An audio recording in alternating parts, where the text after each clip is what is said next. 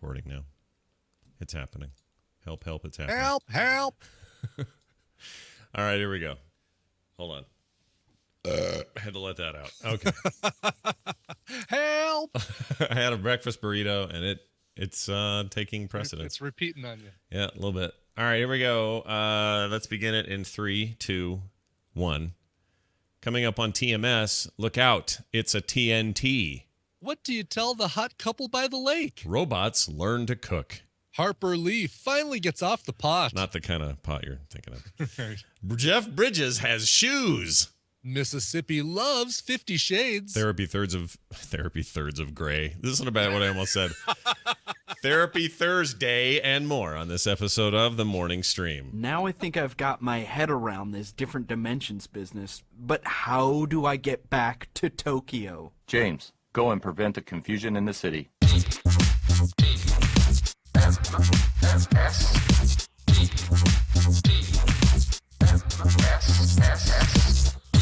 Hello, my friend. Stay a while and listen. This is The Morning Stream.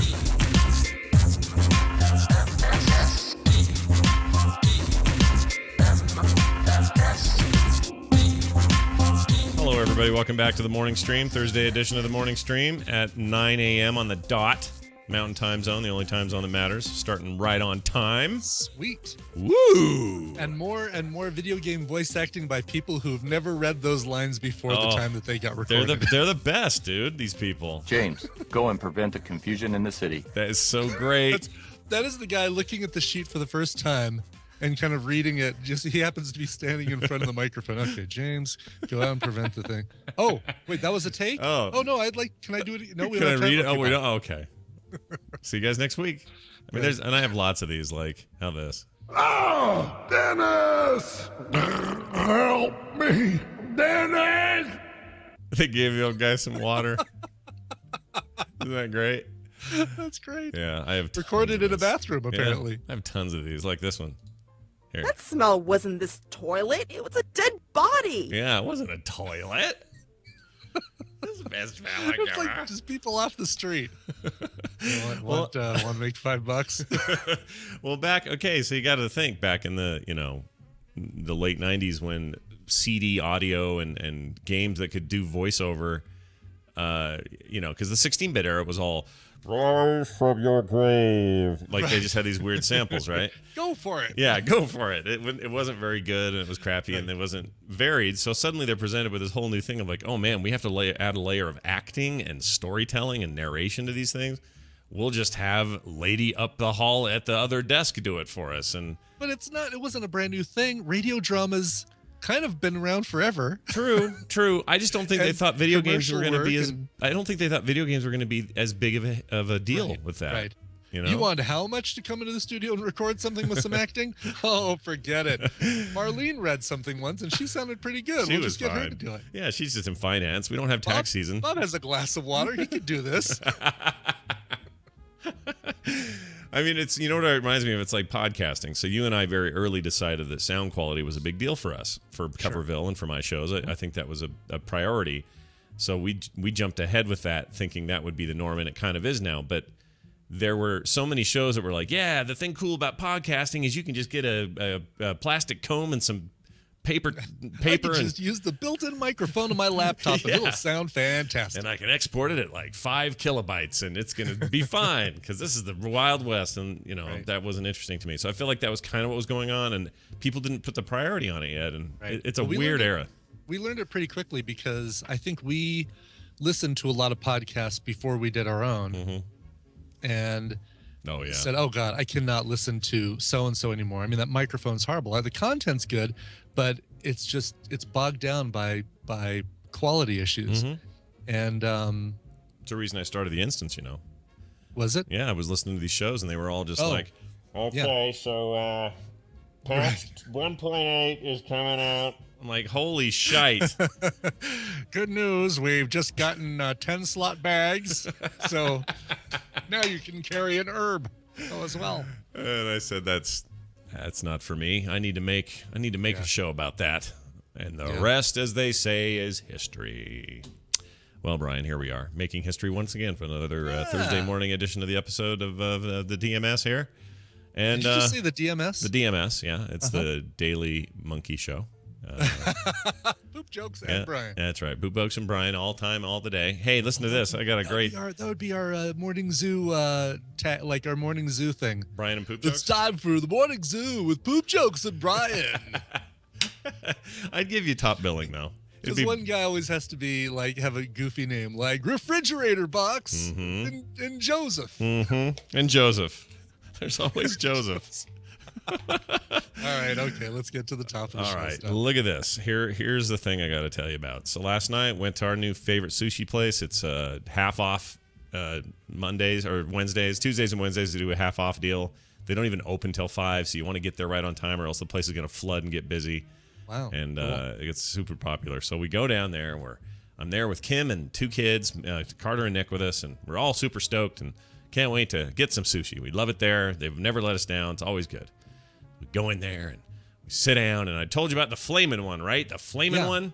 Yeah, the one that they light on fire, and it's like a volcano roll, I think is what they called it that, but I was wrong. It's actually the TNT, so I titled it wrong. The volcano is more like a piled up thing. Oh, is it dynamite? It's kind of dynamite, that TNT. It's dynamite, in fact. So they bring, it's time to order that. We always get one of those. We love those. And it comes out first. It always comes out first because that's just done first, or you need to let it cook or whatever. So while they're doing that, they're bringing the other rolls out. So we had our normal waitress was there to take the orders and stuff. She was fine, and she barely knows English, but efficient as hell. Just so on it. She is native Japanese, very little English, and just awesome. We love her. And she sees, oh, welcome back. You come back again. She's just super excited to see us every time we're in there. So we sit down, we do it, we get our orders with her, we're waiting, and then we hear a new lady. We haven't heard this lady before. And she's bringing over the TNT, which is on fire. And here's how she does it. I'm going to back away from the microphone a bit because this is kind of loud. Here you go. Good. She goes, "Look out, TNT! Look out, it's a TNT! Look out! Look out!" She yells this from about 20 feet away. And she's coming not toward saying us. It like, hey, this is extra showmanship for the thing that's on fire. This is, you're going to kill yourself. So pay attention. You're going to be terribly burned over 90% of your body if you don't get out of my way. And they've never done this before. It's usually just, okay, here's a TNT, and they lay it down and you eat it. But she was like, okay, get out of the way. I have a TNT. Like, I don't know if she may have been new, and she may have been like, I still don't like walking around with fire in a place where people are seated in close proximity. And what if she tipped and that thing dumped on a lady? Because if it, you could have a pretty bad accident if that spilled on someone. Because it's this, what they call it? Vinegar wine, something that's burning. It's not, it's not, what's the word? What am I looking for? Kerosene? It's not kerosene, or it's not like one of those flammables. Right. It's a cooking. It's a food thing. It's a cooking liquid. Sure, cooking liquid. It's something that you would, if some spilled on the roll, you wouldn't die. No. In fact, it might be just fine because it's like a wine or something. Right. So, but if that spilled, it's highly flammable. If that spilled while on fire onto some lady's back while you're walking through there, that would get real bad, real grim, real quick. Oh yeah. So I think that's what she was doing. It was just saying, bad Yelp review on the way. Yeah, that'd be the worst Yelp review. I really liked the food, but the service was terrible. I sustained 3rd-degree burns over 90% of my body. Anyway, she was super nice, and she brought the food, and it was excellent as always. But I was just struck by her preparation Look there. out. Yeah, look out! It's a TNT. Like with that kind of accent, super loud, kind of voice cracking at the high range, and we kind of went, ugh. And what made it worse, I forgot to say this part. So as she's doing that, as she's right in the middle of her yelling about the TNT, I get, and we hear our very first public, and I guess mobile also, Amber Alert. Somebody on had your phone where you get that boop. Yeah, some stepdad had stolen his kid. Some awful situation somewhere downtown, and this Amber Alert goes off. All of our phones start buzzing and screaming. Breed, breed, breed. You can hear it on all of our iPhones. The place, the TV they had running with a basketball game in there starts doing the same thing with a huge scrawl on it. And then they had music playing in the place, And that starts going off. So right as soon as she's yelling, a TNT, suddenly, like this. almost Yeah, as if on cue. Yeah, Wow. it was freaky because I've never seen an Amber Alert before. That was my first experience with that. Wow. Of any kind. I've never. Have you've gotten the weather ones, right? Yeah, I've seen that, like a weather warning. Yeah. And usually, like on the radio, those will pipe over and say, warning to Juab County, there is a 80% chance of flash flooding in the hours of whatever. And in that I'm kind of used to hearing.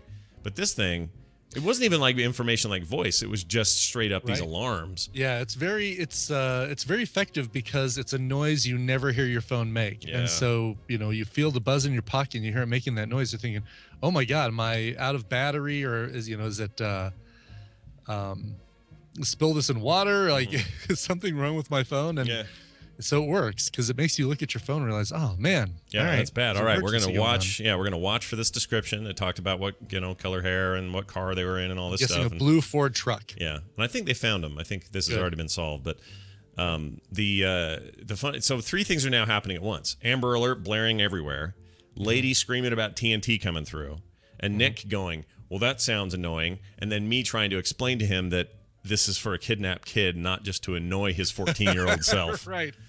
And all of this going on at the same time, and not that there is absolutely anything wrong with this. Oh no. But I am a dude who likes the ladies.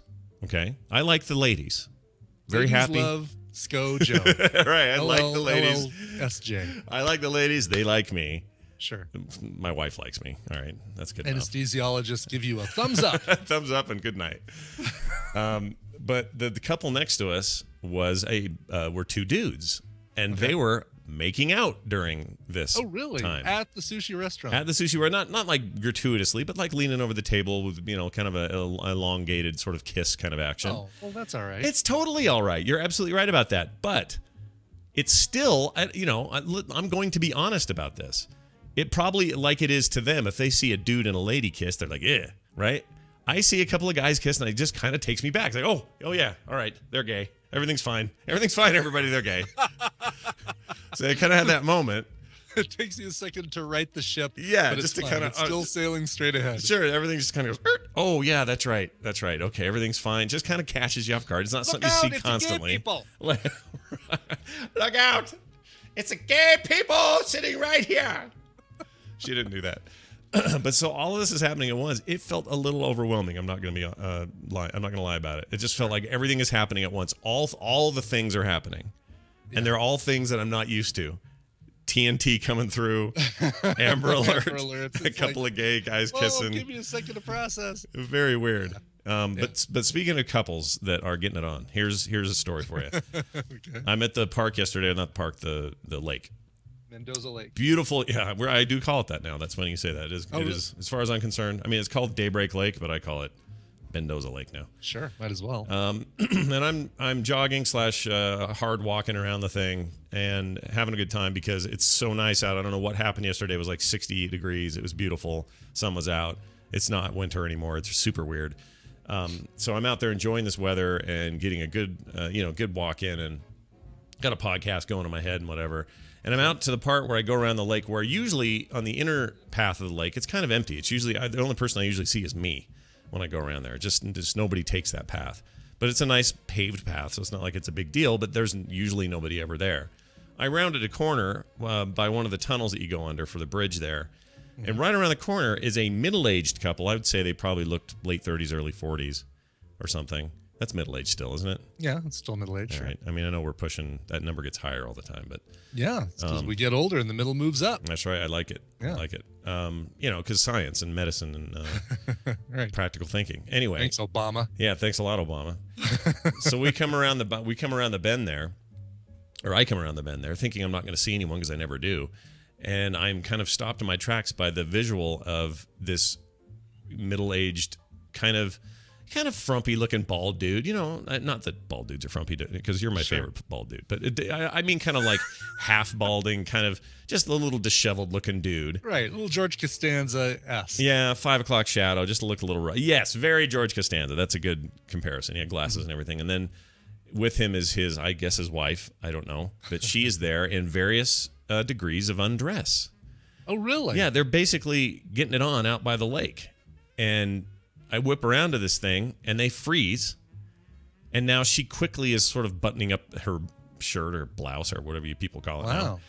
And he is kind of like, like looking all shifty, and it was a pretty they were clearly embarrassed and thought and like me probably thought, oh, no one ever goes around the inner path. We can just stop here and reignite our teenage dream. Well, yeah, or damn it, my wife's home. I guess we're just gonna have to meet at Daybreak Lake. That's a good point. I'm such an innocent butthole. My thinking is, oh, that's great. Look at this couple rekindling their early love, remembering what it was like before the 8 kids ravaged them and, whatever. No, it's probably, you're right. They're probably having some kind of little fling.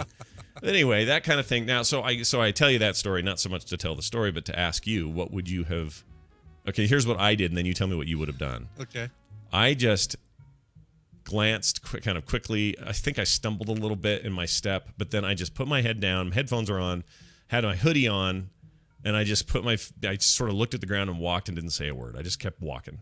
Yeah. What would you have done? That's about what I would do too. Because I mean, come on, we've all been there. We've all, I don't know about actually getting busy at a public park bench anywhere, but right. But you go and you maybe make out a little bit or something, and last thing you want is somebody walking by going, "Ho ho, you go get him, Tiger." Right. Usually you have to go to an Oklahoma State University library to see that kind of action. Exactly. I mean, if they were in my way, maybe that's different. I could have said, "Oh, excuse me," or something. But to see them kind of off, 10 feet into the bushes there, I just felt the best thing was to pretend it didn't happen. But that's impossible because all I could think about for the next, mile and a half was, what did I just see? What was going to happen there? What did I almost see? Like, it haunted me, really, until right now. So this is my chance to get it off my chest. I saw a couple getting it on at the lake. Wah, wah, wah. TNT coming through. All right, let's call Daryl. All right. Get this boat down the road. That's not a phrase. Let's see. He is showing a way, but I'm sure that's not true. Oregon State. Sorry, not Oklahoma State University. Is the chat room correcting you again? Yes, they are. Oregon State University Library. Those guys always correcting everyone.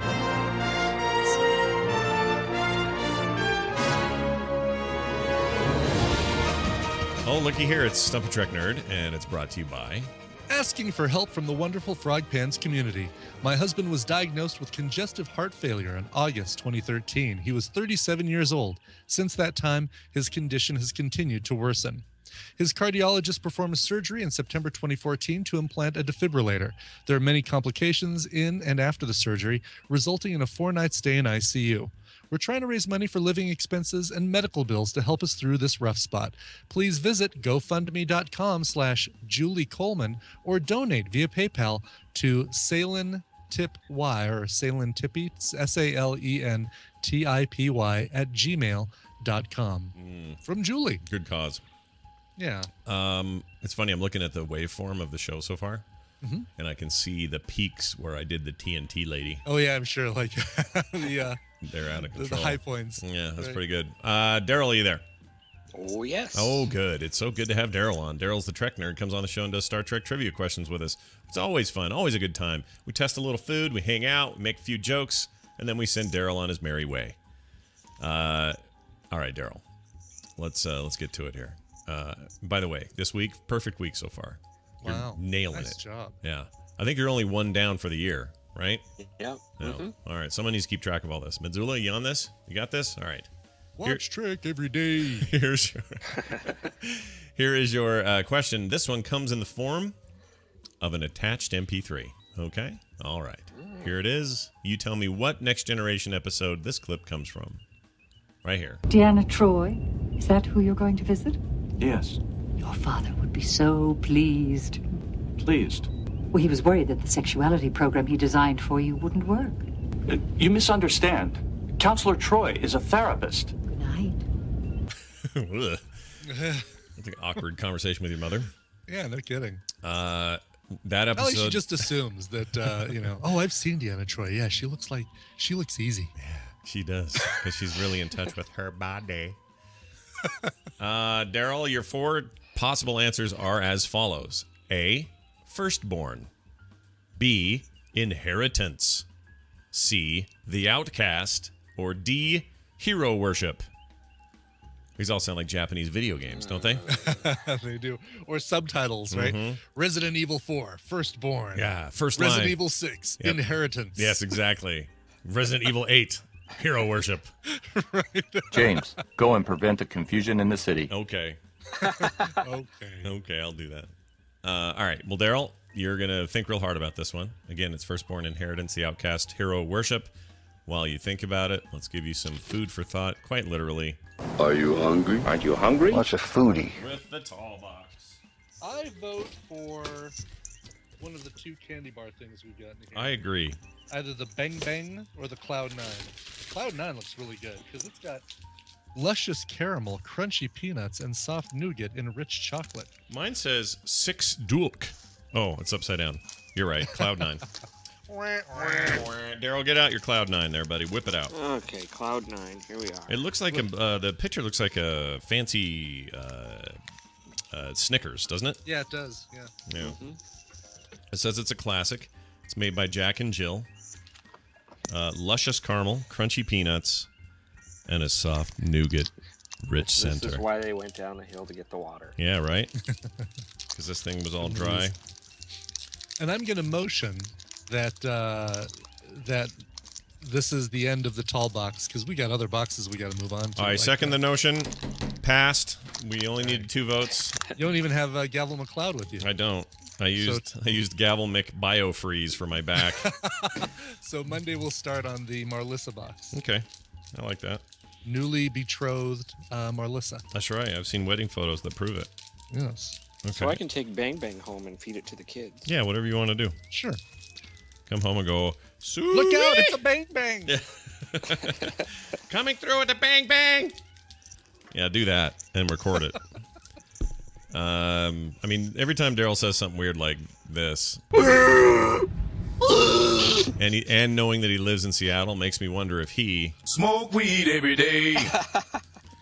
All right, now we just bite into it, I guess. So mine's misshapen. I've only opened enough of it to. Sounds like my wedding night. It's weirdly shaped. I think it got mushed or something. Yeah, mine looks like a regular candy bar brown turd flattened shape. Yep, mine too. All right, glad you threw the turd part in there. There we go. Oh. Chewy. Like. Yeah. I'm not sure how I feel about the flavor though. It's kind of flavorless. Yeah, it kind of is. It really is. It's oddly For all not those sweet. Things that are in there. This is the second time. Yesterday was like this. The chocolate stuff doesn't taste all that chocolatey. This is what I would call Trelane food. This is not very good at all. No, I would say that everybody who complains that American chocolate and Hershey's and all that sucks compared to the rest of the world, I don't think they've had everything in the rest of the world. Yeah, that's not great.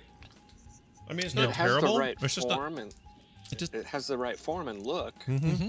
But it just has no flavor. Yeah, it doesn't have any flavor. I'm trying to think what this reminds me of. It's Each of the ingredients they listed has a flavor, but together it has none. Weird. Our review of 6 Dulk is it's not very good. All right, that's fine. Yeah. It's too bad we had to end that box on a on a less than stellar And one. a note. Yeah, no kidding. Oh well. Jack and Jill. It really Everything was. in it should be much better, but altogether it sucks. Kind of like Mulaney on NBC.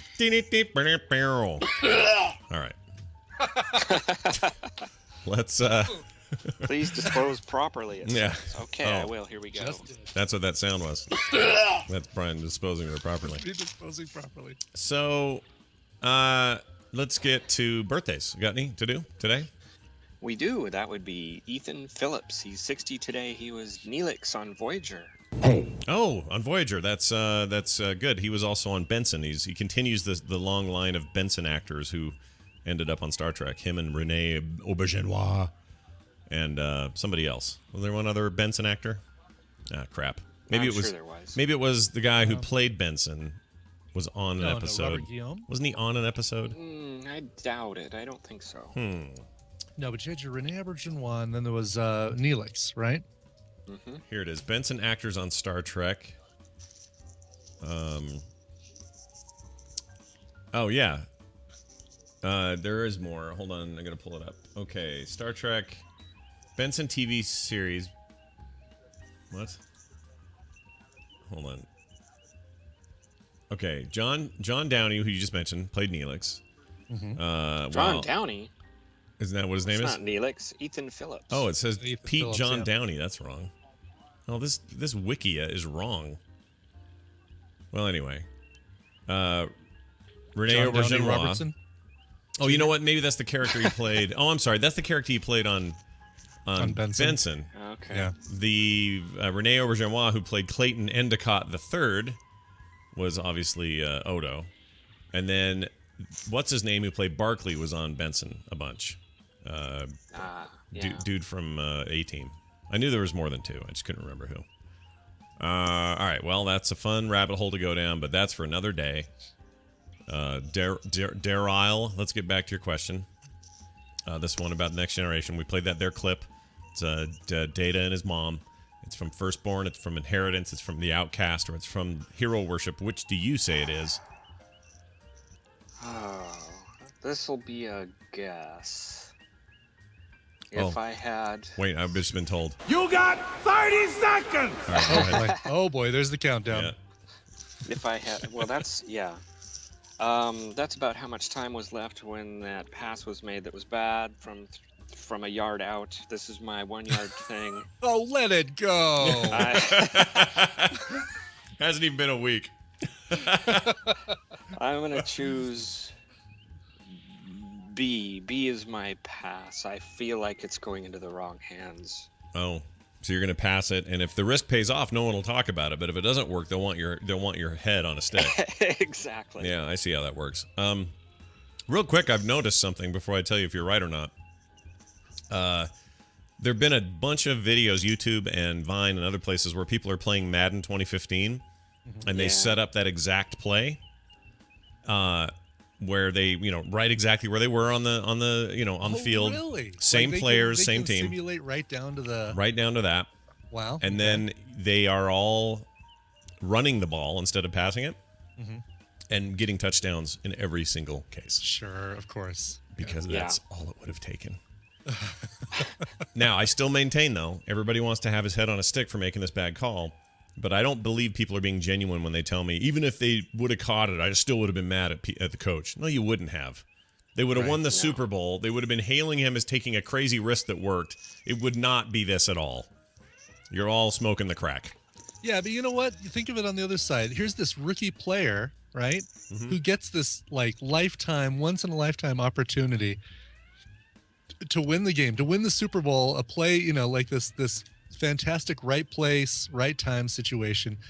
It's what you want to see in a Super Bowl. You want to see these like Cinderella moments. Not really like the Patriots are a Cinderella team, but this rookie is like getting this fantastic moment.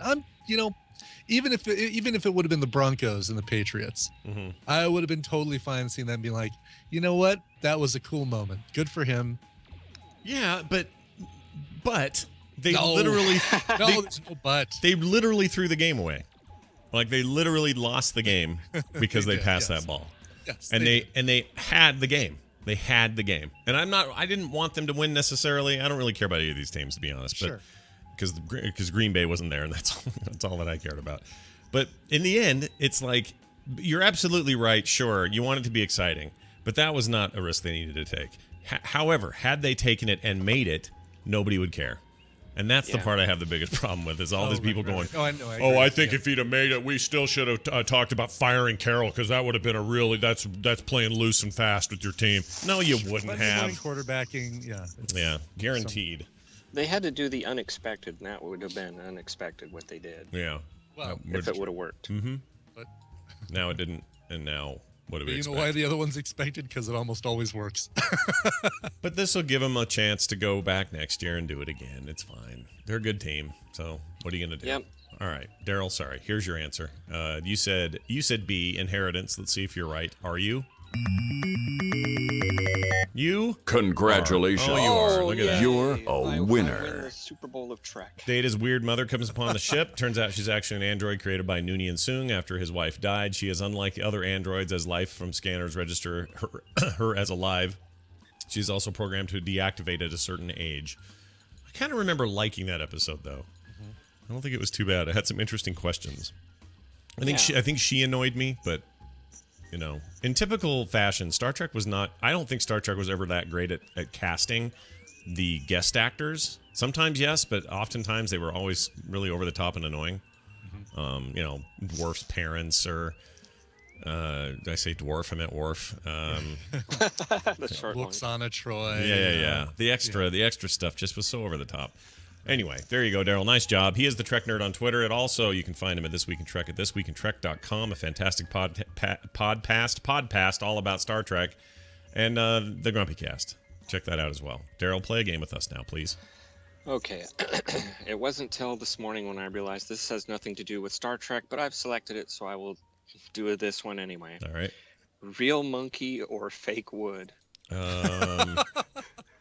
Here's Real monkey or fake wood? Okay, real monkey or fake wood. Here's your theme. One whack and it looks as if McLaren has chopped enough wood to last all winter. There you go. There's some wood. Oh, how appropriate. Yeah. Kumaru.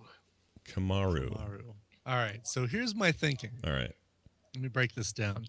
The fact that he forgot to include a Star Trek thing makes me think that he had this fictional item that he was going to put with another Star Trek thing. And it just turned out not to be Star Trek, but he misspoke and put it with real monkey. So I'm thinking, Kumaru, even though it sounds like a monkey, it sounds like a little tiny Asian monkey or something. Sure, one that would eat the dates and die before Indy ate his. That kind of monkey. Right, exactly. Yeah. I'm thinking it's fake wood. I'm gonna agree. I think your deduction is correct. What do you say, Daryl? It is a little tiny fake wood.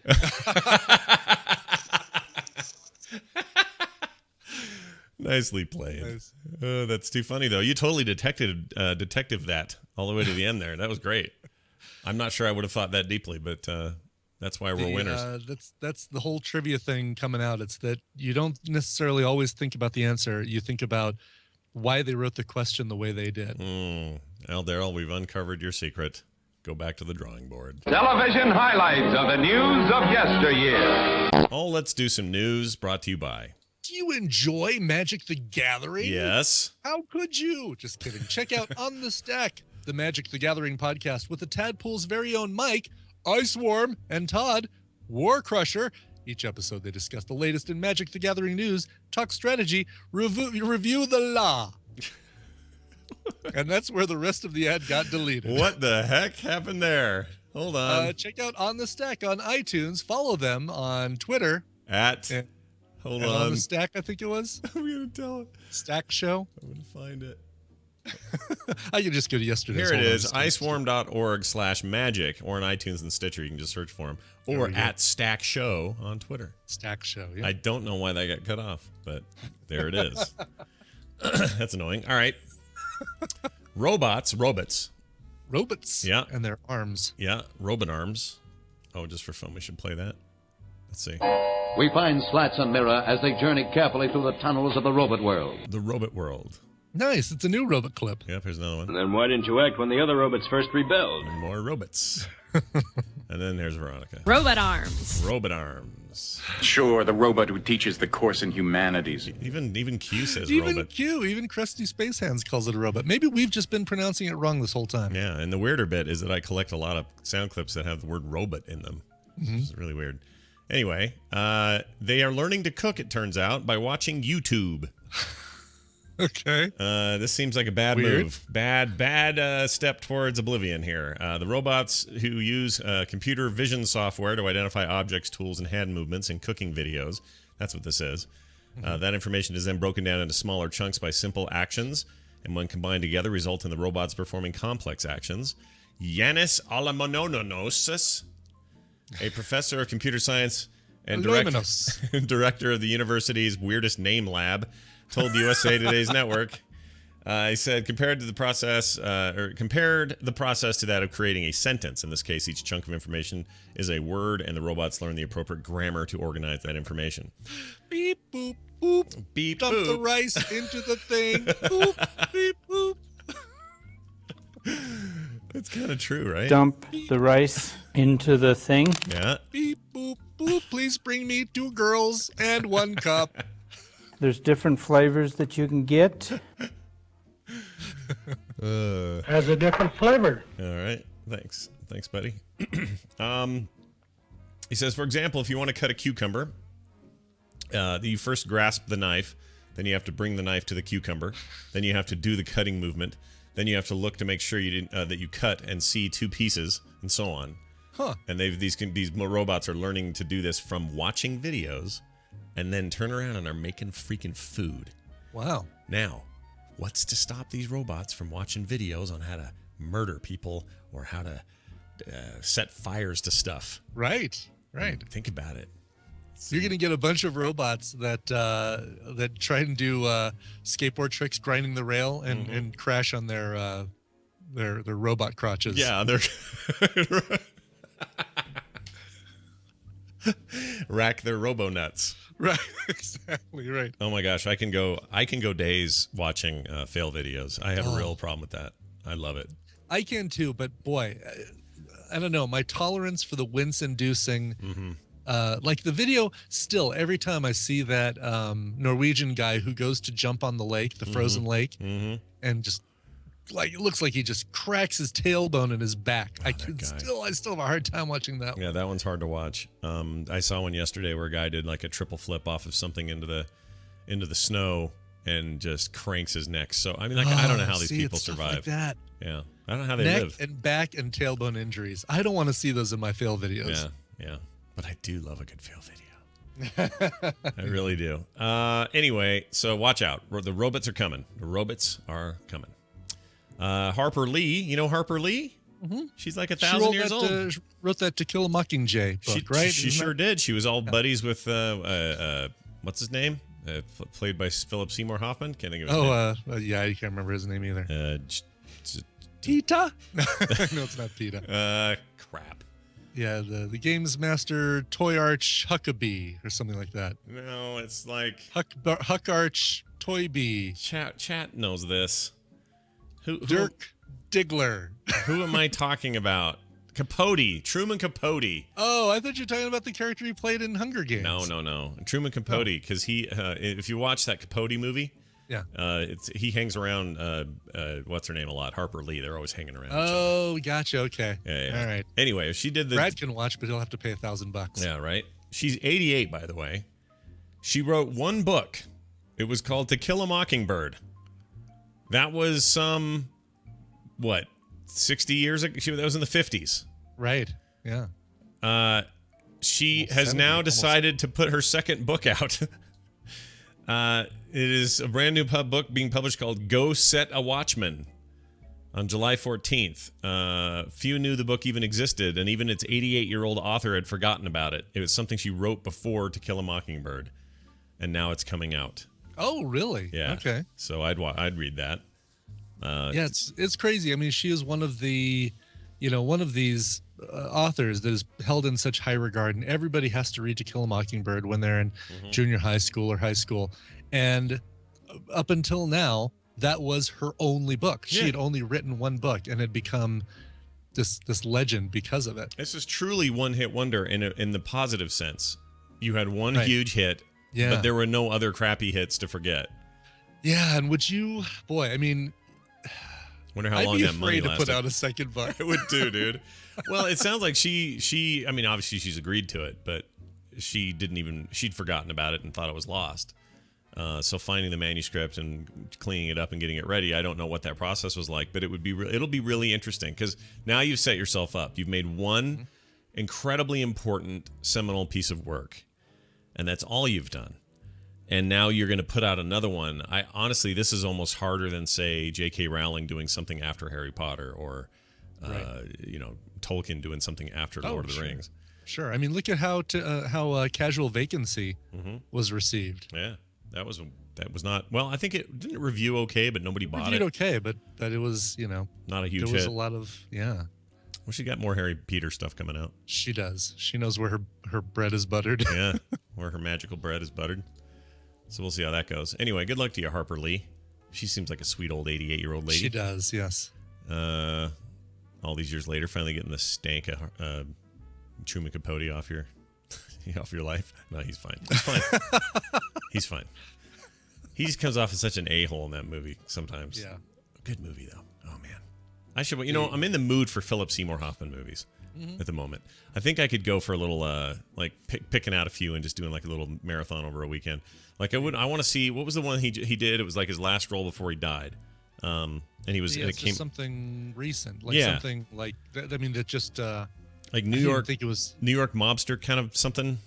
Wasn't it something like that? It was like a Tarantino-esque looking deal. It's something I think I've only seen previews for, and I didn't think was actually released yet.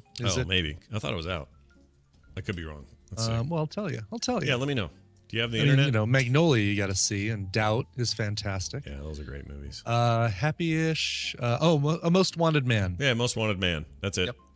Yep. What is Or it could be God's Pocket, where he plays a character named Mickey Scarpato, which sounds like a mobster thing. Now that I look, that is the movie. That's got him and what's his name? I love in there. Where is his name? Oh yeah, right. John Turturro. I love him. Yeah. Oh, Christina Hendricks is in it too. Yeah, she has 3 roles. That's all I'll say about that. Okay. The Master's streaming. I haven't seen that yet. Is that good? Did you see Which that? one? The Master.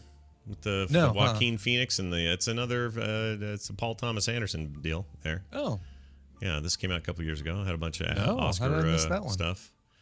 A lot of people think it's not his best movie, but that's like saying, I don't know what that's like saying. All his movies are amazing. So on a list from 1 to 10, maybe it doesn't make the top 3, but it's still better than most movies being made. Kind of thing is what I've heard. I haven't seen it, so I don't know, but I want to. It's got Joaquin Phoenix with that weird lip. Right. HelloFresh.com, sponsoring today's program at HelloFresh.com. Go there. Check out what fresh, awesome meals they have this week. I'm going to do that right now. See what people are missing out on. Actually, see what I'm missing out on. I need to order again. Let's see. Recipes this week. I love it when you read recipes. I know. I usually get the names wrong. Here's one. Chicken Paillard. Paillard. Chicken Paillard. Sure. Yeah, why not?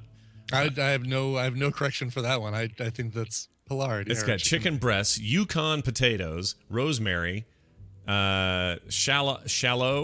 I don't know, shallot. What was that? What is that? Shallots. Shallots. Okay, sure. Parsley, garlic, lemon. That looks good. 30 minutes or less on that one. Tomato garlic ragu, not the poopy stuff you buy at the store, like real ragu. Ground beef spaghetti. Spelled rag out, right? Rag out. Yeah, rag out. Yes. Shrimp jambalaya. Oh, dude, we're making That's that. What we had last night. We're making that in a couple of weeks for when's Fat Tuesday? Yeah, is that next week? No. Not this coming Tuesday, but the following Tuesday, I believe. Yeah, we're going to do something for that. Nice. Lamb meatball pitas and wild mushroom fettuccine. Go check them out right now. Use the code MorningStream at checkout for 50% off for first-time users. It is amazing. Go check them out. You'll love them. That's HelloFresh.com. Chairman J. Parnell Thomas of New Jersey opens an inquiry into possible communist penetration of the Hollywood film industry. It's Celebrity Poop, brought to you by... Brought to you by White Russians, the favorite drink of bowlers everywhere. Nice connection. Shut up, Donnie. You're out of your league. Another movie I wouldn't mind watching again. Yeah. Jeff Bridges, speaking... Oh, hey, look at you. You're like predicting the future. This has got a story about Jeff Bridges here in The Big Lebowski. Yeah, how did I know that? Weird. Jeff Bridges still has the jelly sandals from The Big Lebowski, it turns out. Really? He has a lot of things. A stoner who loves bowling, a boxer, a computer programmer, a country musician, and even a ghost-hunting U.S. dead marshal from the 1800s. But there's a first for everything, including his latest character, a witch-hating, dragon-fighting, all-powerful master in The Seventh Son. Have you heard about this? No, I have not. This is a movie he's in. Anyway, the story's not really about that. That movie's coming out, and it looks kind of interesting and whatever. But and it's got... Juliana Moore, John Gregory, some other people. That looks cool. It actually does look pretty cool. But Cool. the important part is he admitted in an interview that he kept those sandals from Big Lebowski and won't give them back and loves them and still has them. Yeah, one of these years, Dice Tomato says Lebowski Fest here is nuts. I would like to go to a Lebowski Fest sometime. What is that? What do you do there? That's everybody dresses up in a robe, or as John Goodman's character, Dubček. No, what the heck was his name? I don't know. Something Czech. Anyway, or as the Jesus, or Donnie, or whoever. And it's at a bowling alley. Everybody drinks White Russians. There's contests of who can do the best impersonation, stuff like that. Do you pee on a rug? That part of it? You probably do. Yeah, I bet so. Yes. Okay, that'd be all right. Look who's in this. All right, I'm gonna give you some more people in this movie here. The Jeff Bridges fantasy film. Yeah, thing. You got Ben Barnes. Don't know him, but he's in things. Let's see what's he in. Oh, he's in a lot of fantasy things. The Narnia movie, Stardust. Yeah, that guy does stuff. Julianne Moore. Kit Harington, who usually is you know nothing, Jon Snow. Yeah, Mr. Jon Snow himself there. Jeff Bridges, Demonge Honsu, Dijon Hunsu, I always call him. You know who he is, big Digimon. Digimon. Digimon Hunsu. That's probably closer to the truth, actually, the way this looks. The return of Jason Scott Lee, who is just a total bad A, and I don't know what happened to him all these years. What's he been doing? Let's see. I love that guy. He was in Dragon, the Bruce Lee story. This that soldier movie, 1998. Oh, he's cool. Oh, he's in the new Crouching Tiger movie. All right, he's back. He's back, everybody. He's back. He's back. I really like that guy a lot. Podcasting. Older than me. All right. It's enough of that. Let's move on to oh, look here. Mississippi wants to see 50 Shades of Grey more than anyone else. This is certainly more than me. Southern and Midwest states are more excited, way more excited, it turns out, to see 50 Shades of Grey than the rest of the country. According to Fandango's ticket sales, it's already become the fastest selling R-rated movie in the state's history, or the site's history. But now Fandango is reporting that 50 Shades is selling significantly better in the South and Midwest. Top 5 states include number 1, Mississippi, sold nearly 4 times higher than expected.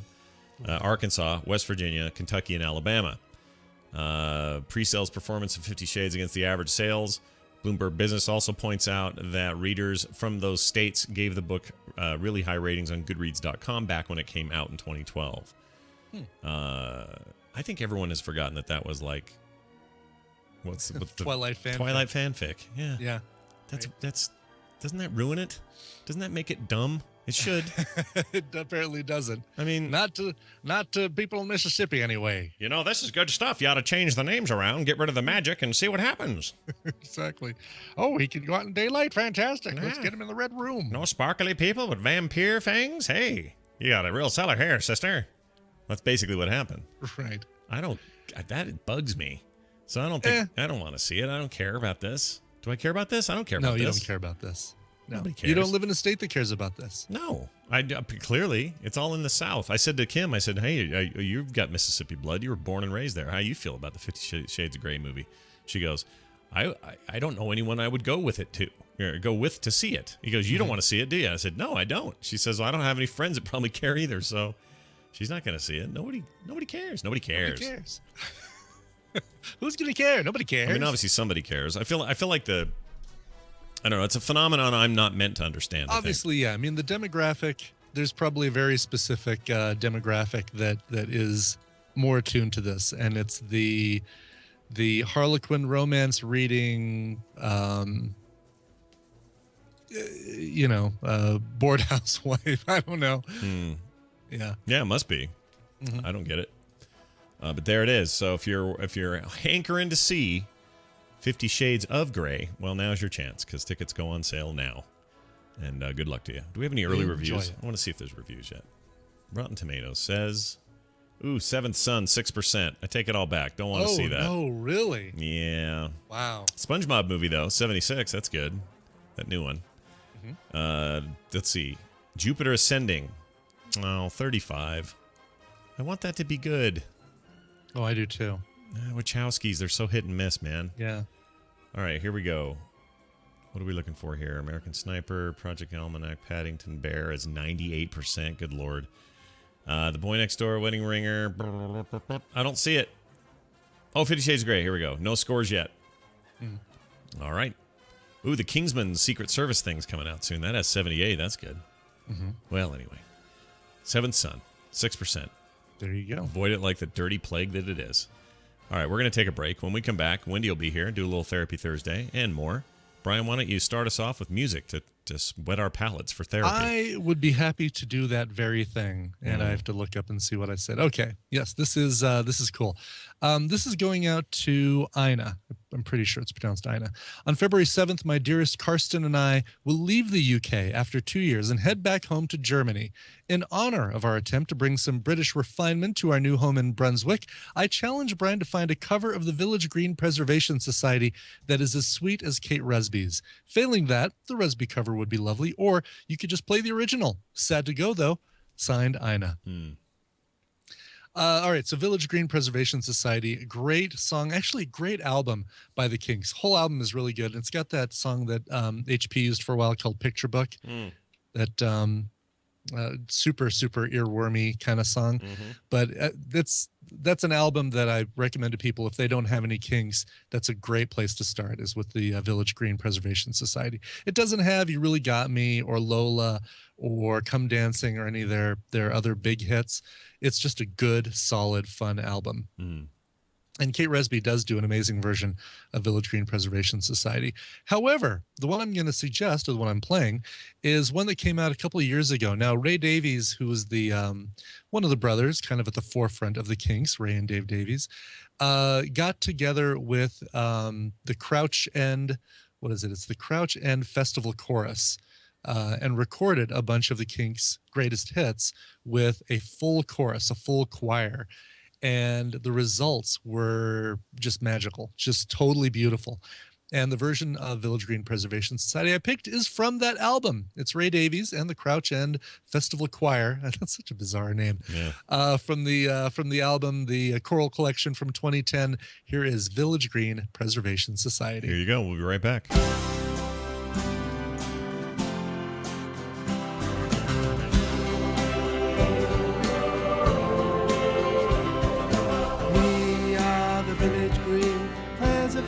Society.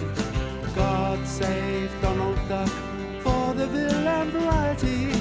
We are the Desperate Dan Appreciation Society.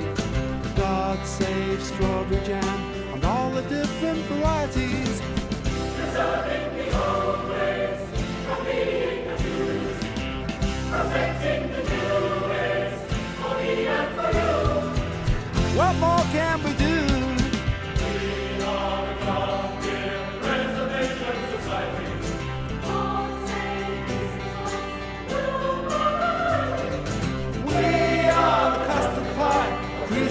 Consortium. God save the George Cross and all those who were awarded him.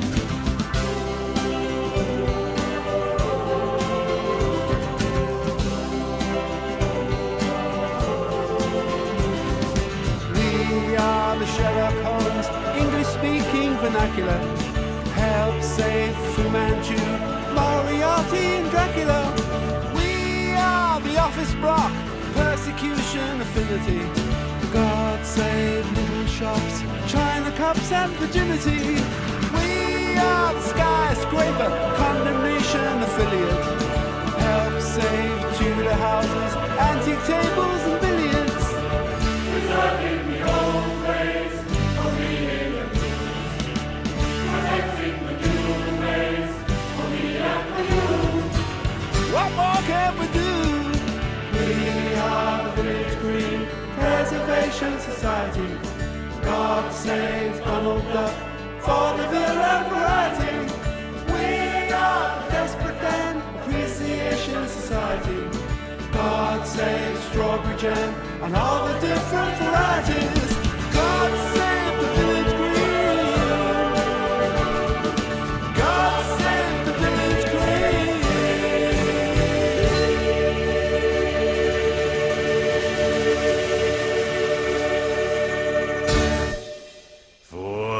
You challenge me with trickery? I don't believe in magic. Onward! It's still real to me, damn it!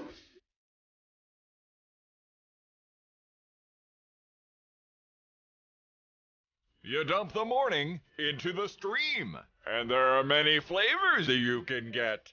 This is the morning stream.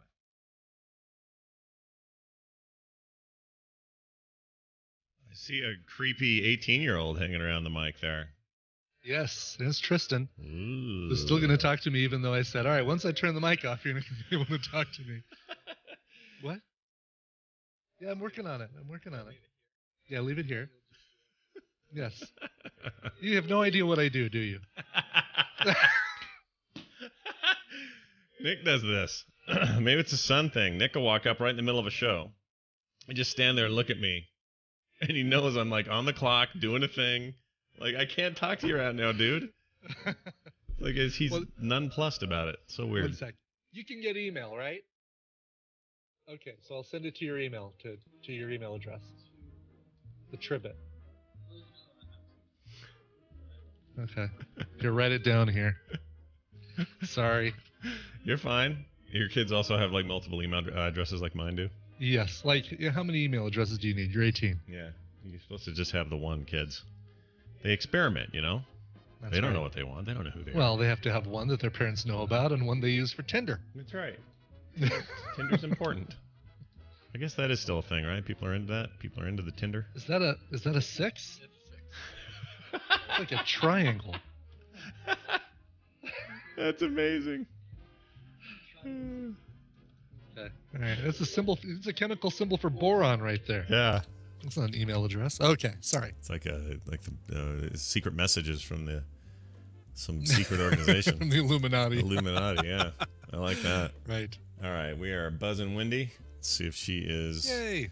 Permission to buzz the tower, Wendy. We're a tiny bit early. She may be. I assume she's Wow, there. no kidding. Usually we're coming out of the song by now. Yeah, that's all right. Let's see. Let me just text her too. Just make sure she's on the horn here. You there? Okay. All right. Well, here's what I'll do.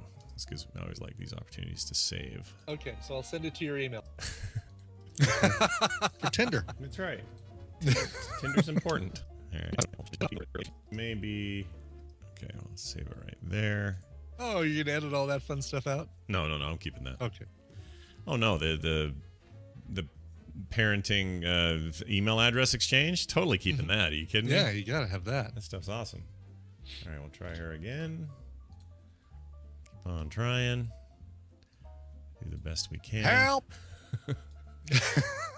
Let's see. One. Coming up.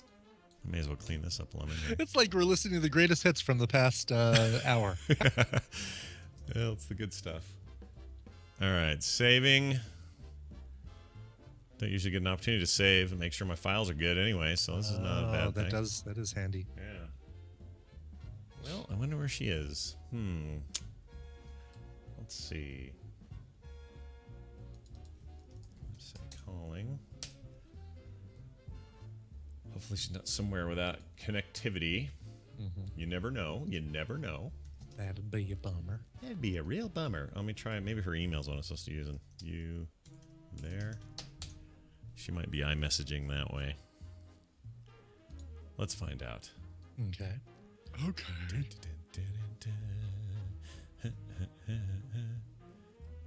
Oh, wait. Okay, we're getting some feedback about Seventh Son.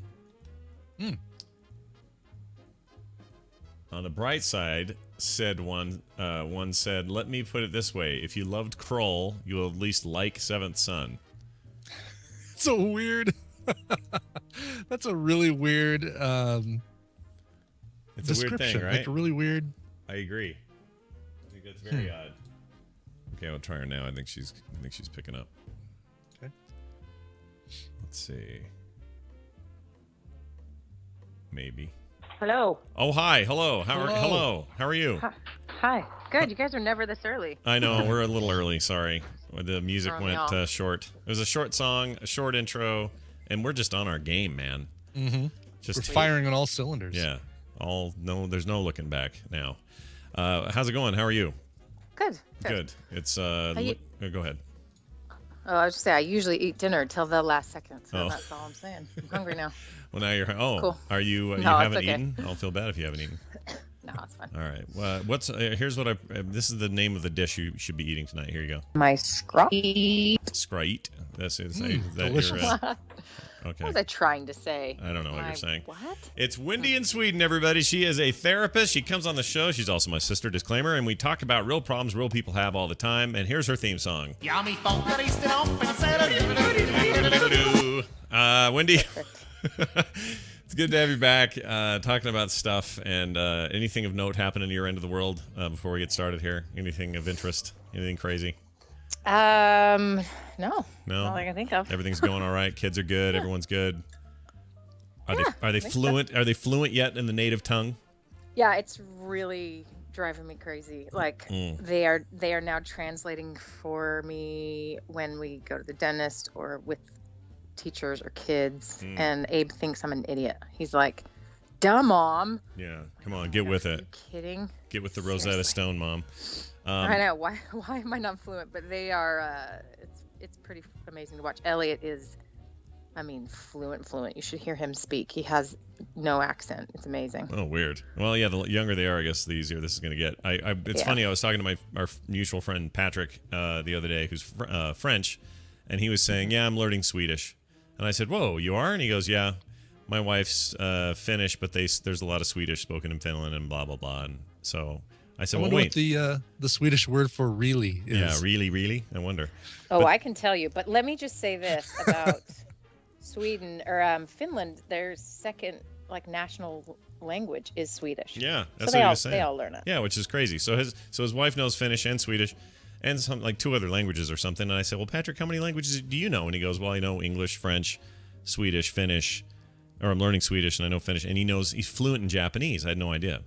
Oh, and wow. I said, "Patrick, how are you learning these languages?" And he goes, "Well, Scott, let me tell you the trick that I have learned over many years. Here is the trick. Are you ready?" I said, "Yeah." He goes, "Study." That was it. So You lazy American. he made a good point, I think, that if you want to be bilingual, I think you just have to learn it, You just have to read it and learn it. Really, I think being immersed in it makes such a difference because you start to just feel how the language works as opposed to guessing. And like your high school French class was a joke, was it not? Yeah, it was not great.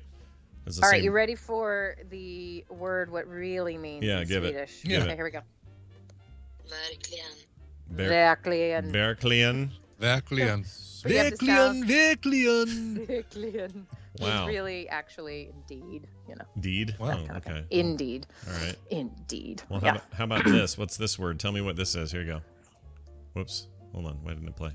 Jag. That means I. Here it says I. Okay. How about this one? Det. That means like that or it. It. You are correct. Yeah. All right. How about this one? Vi. We. Oh, you see, you got this down, dude. You got this. All right. Yeah, I know basics, but when an actual Swede starts talking, you're like, what? Well, because it's so fast and everything, right? Yeah. Oh, Yeah, so fast. Why can't everyone be a little slow? That would really help me.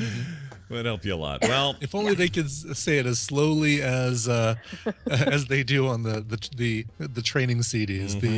Yeah. Yeah. Vi kommer idag. You're like, oh yeah, you're coming today. Got it.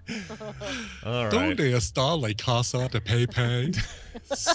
So on this show, we are going to help Du. with your problems, right? Because that's you. Isn't that you? Yeah. Okay. Do. Yep. Wendy, we got a question. We got an email. I'm going to read it to you. Here it is. It goes something like this. Hey guys, this is by the way from someone we're not going to use their name at all. Hi guys, I am bipolar, which is always fun, but I've become pretty good at treating it and keeping it together. I cannot shake one huge problem though. I have an overactive empathy. It is wonderful in most contexts, and it lets me be aware of others' feelings, and I can say that I think I'm a very kind guy because of it. But when I'm trying to fall asleep, it turns into horrible monsters. My brain turns into an infinite spider web where I analyze and contemplate every person, place, or thing in my life. I think of things like war and disease, but most times it becomes more acute. Morbid thoughts like, quote, will my mom be happy with her life when she dies, unquote. These are constant. Or I worry about a friend I haven't seen since I was 5 years old. I said that to me is an odd one. This is a very, this is like racing thoughts while manic, even without the possible I'm a genius feeling. This can result in bad panic attacks, and now I'm forced to listen to podcasts. We hate to force you to listen. Or Let's Plays. I know, right? That's what I thought. So I am actively engaging in someone else's dialogue. I'm afraid to be alone with my thoughts. What do I do? You know, it's funny. I can totally relate to this. I have this kind of mind at night. And it causes me all kinds of consternation, including things like panic attacks and kind of freakouts or wake up shaking in the middle of the night for no reason. And I had this happen last night, in fact, about purple ghosts. I had dreams about purple ghosts that I cannot shake this morning. Really? Yeah. And Brian, you were there. There was a bunch of people I know there, and we were all being haunted by these ghosts, and it was so real and awful, and I don't know what happened there, but that's... Did you step on a power pill and no, turn around and eat them? I wish it was those kind of ghosts. That would have been something I could deal with. These were like, if you closed your eyes, like kind of Indiana Jones on the pole, like close your eyes, Marion, and then the Ark of the Covenant won't kill you like the Nazis. It was kind of like that. If we closed our eyes, they couldn't hurt us, but we'd always forget to, and people would like die left and right. I think you and I survived, but anyway, point is that may just be like straight up, oh, here's a nightmare. Everyone has those, but this feeling of can't go to sleep, brain won't shut off, 1,000 voices talking at once. I totally can relate to how this feels. It's awful. Is that kind of thing tied to empathy, though? Because there are times where I worry way too much about what other people are doing or needing than I do sometimes my own crap, and that leads to me having empathetic thoughts toward, if somebody I know is struggling with something bad, I feel like I kind of have miserable co-symptoms with them. Like when Kim was pregnant, I felt pregnant and sick the whole time. Things like that. Right. Is this all part of that, or? And I'm not trying to make this about me, but I felt like this had similarities for me to the way my brain works. Yeah, and it's called anxiety. There's a word we have, and sorry to diagnose you like that, but it's true. That's what it is. That's pretty much it. And yeah. And empathy. I mean, I think sometimes this goes hand in hand, right? Someone who's just generally a little more sensitive to stimuli tends to have more anxiety. So there's kind of a term out there, highly sensitive people, HSPs. And they sort of just tend to be creative artist types, who see and feel a little more, and that doesn't always translate into empathy with other people. It might be empathy with animals or paint or something, but the empathy with other people, sometimes that is how it manifests, and you can have like way overboard sympathy with someone else or feeling what they're feeling, and it can get to a point where you're not helpful, right? Like Kim in labor, you were super not helpful. I was so not helpful. You were so empathic. You were useless. I kind of was. You were giving birth at the same time she was. Well, I would get, for the record, when she would have a contraction, I would get up and go over there and hold her hand and work it out, and then I would go sit in this chair again because I was like going to pass out. I mean, that was just the first one. It eased up for the second two, but the main thing I sometimes will feel is like if I know somebody's struggling, somebody I know personally or something is struggling with something hard, I think that if I'm not feeling empathetic enough toward them, then I feel guilty for that. Like it's a weird feeling of guilt that I can't either shoulder more of it, take it away, or whatever. And in the process, I am shouldering a lot of it, which is not mine to shoulder necessarily. But, and once again, I have this very logical little guy on my shoulder saying, you don't have to do all this. But, and he's acutely aware of how dumb it all looks, but it's still going on in my head. Right. And so you get a little taste of what it's like to be a mom, right? That is the feeling actually quite a bit. Sure. But you're not choosing it. You're not asking for it. And this guy's situation's a lot different in some way. This is pretty compounded in that bipolar is very difficult. For those who aren't familiar with bipolar, is we use it as lingo in TV shows and movies, and we shorthand it for a roommate who has mood swings or whatever. But it is not simply those things. It is a very difficult disorder to deal with. It's very treatable, but you have to stay on top of it. And so it's characterized. There's two types of it, but it's characterized by swings between severe depression.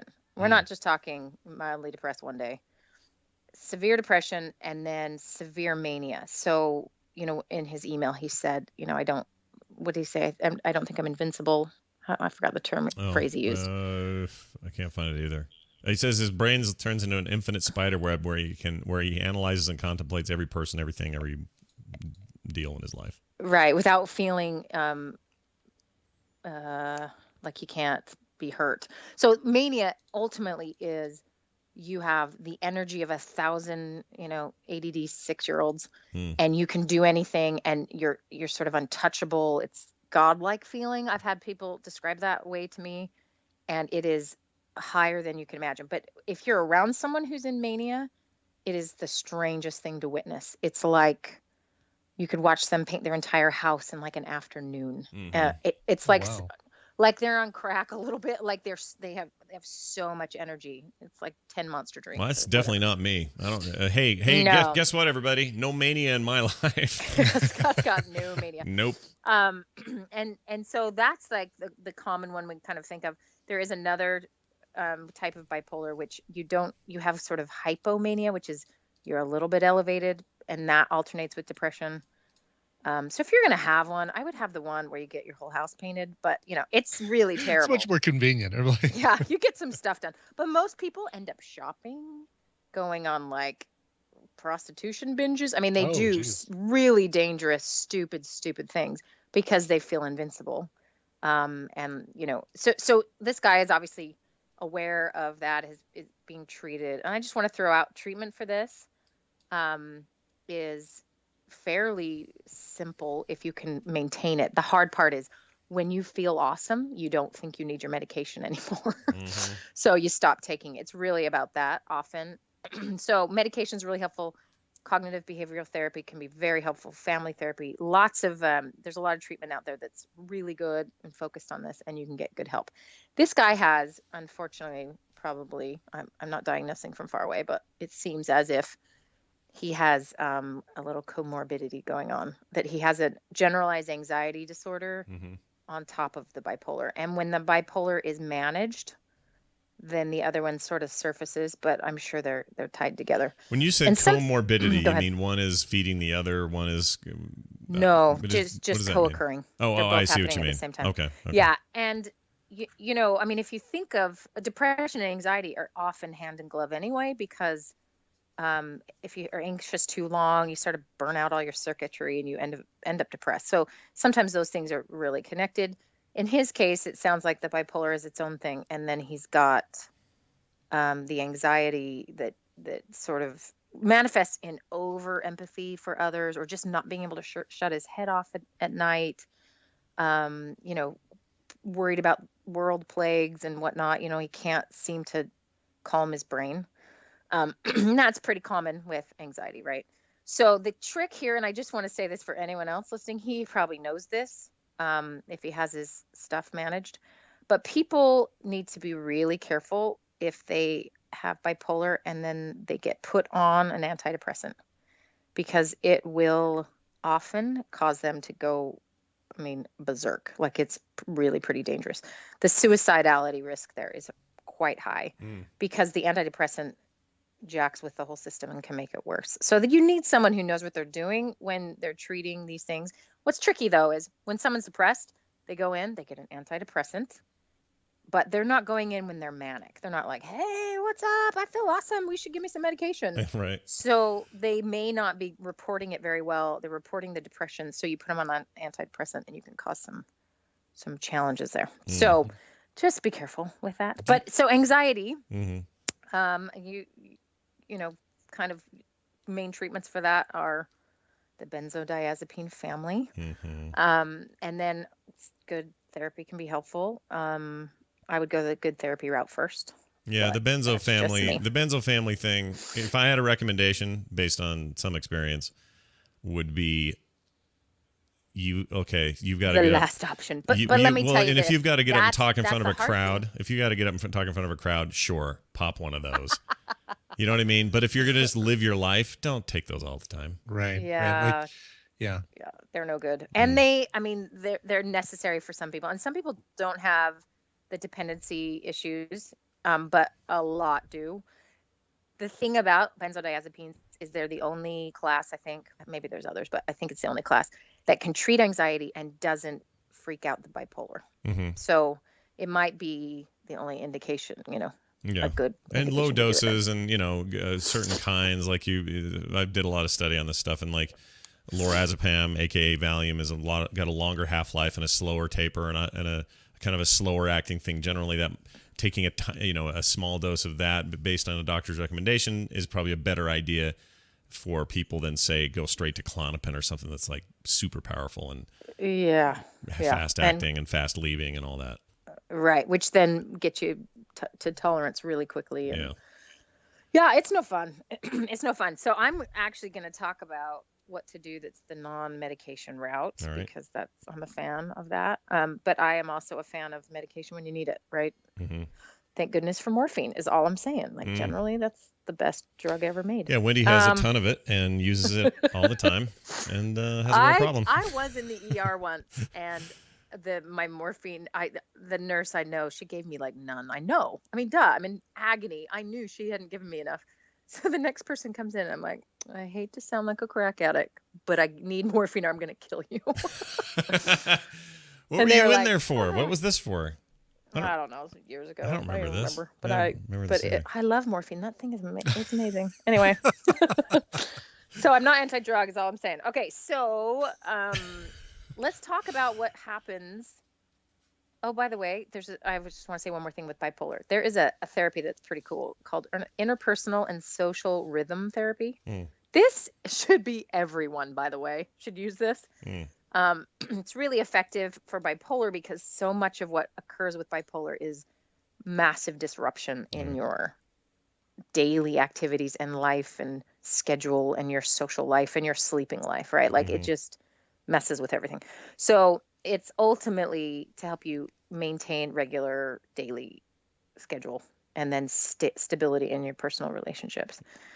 So they'll bring in family members, and then they start to, you start by recording the timing of what you do, your activities, your moods, your levels of social stimulation, and you find out what's not working, what's working, and then you eventually come up with sort of a social rhythm. That's kind of how they refer to it. When you sleep, eat, exercise, that kind of thing. And that's been shown to be effective. Yeah, it's part of the bigger picture, but it can be really, because you can trigger episodes. In fact, the research on what sort of kicks a bipolar event to happen is stress, is lack of sleep, is lack of good nutrition, no exercise. I mean, all this stuff that makes any of us not feel great. When your system's a little more sensitive, you have to be careful of that. But they've also found numbers wise, people who've had a lot more difficulty in their childhood are at a greater risk for that type of disorder than someone who had a very boring, calm, low stress childhood. And so maybe there's some connection there. And obviously not everyone has that, but sure. So this mood regulation thing and sort of daily activity is interesting. So I'm wondering for him, the reason I bring that up too, is I'm wondering for the emailer, is this when he lays down for bed and that's when, the Ebola crisis comes crashing down, or the, whatever the world tragedy, or someone he knows who's in pain, that's all he can think about. What happened all day up until that moment.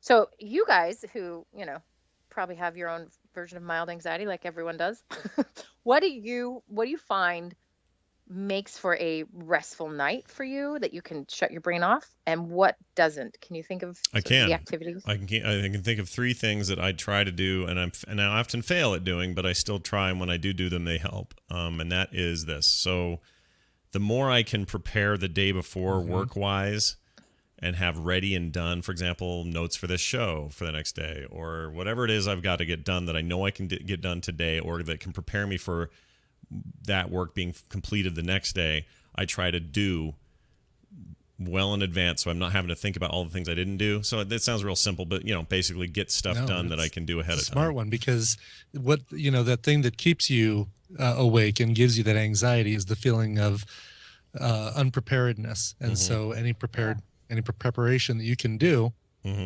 obviously quells that. Yeah, so that's the word I was actually looking for. So preparation is a big thing for me, and then also, as much as I'm loath to admit it, I always do better if before bed, let's say a half hour before bed, I eliminate all the input, all the TV, no books, no comics, no video games, no stimuli that I normally want to, I should catch up on that documentary on Netflix or whatever while I'm in bed. If I stop all of that a half hour before I'm even in that bed, and instead, spend some time with the kids before they fall asleep, or just sit and think a little bit or something, just that half hour makes such a giant difference for me.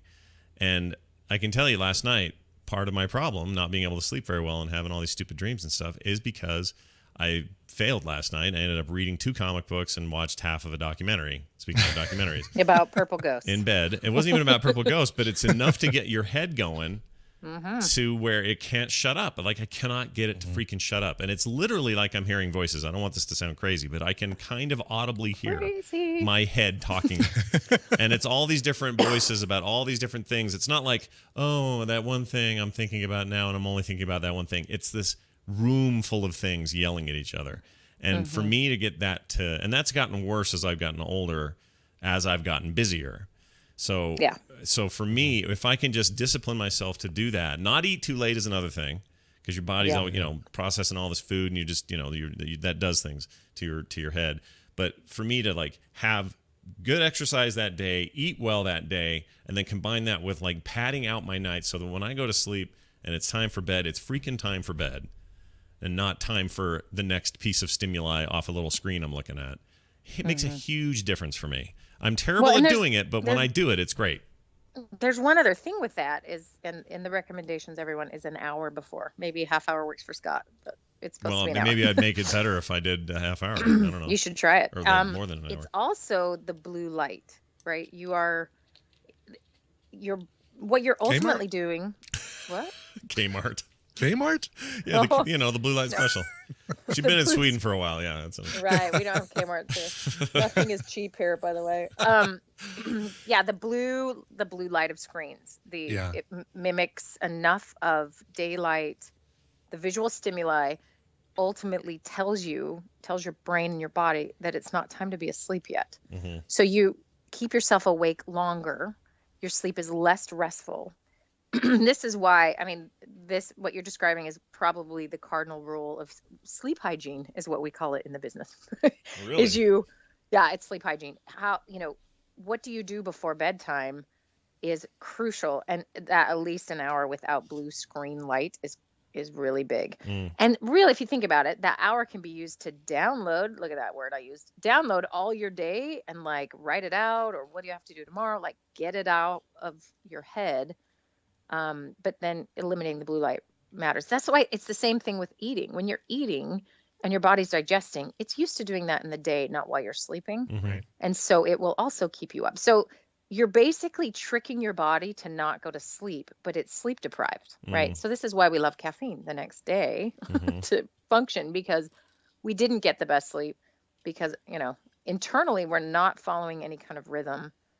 So you're messing with that. So that's a great suggestion. Brian, do you have any that you do? A couple of different ones, and a kind of a play off of Scott's. The preparation thing, 100%. Like if I'm, like Nerdtacular, for example, there's that anxiety of like, okay, I've got the Frog Pants All-Stars things the next day. If I make sure that I've just got it all scripted out and it is ready to go and I'm basically set, then I do just fine. There's no problem whatsoever. And the anxiety just disappears. Eliminating electronic input for me. Now, reading for me is really therapeutic or really calming. So I may not watch the Netflix or Hulu on the iPad, the Netflix, but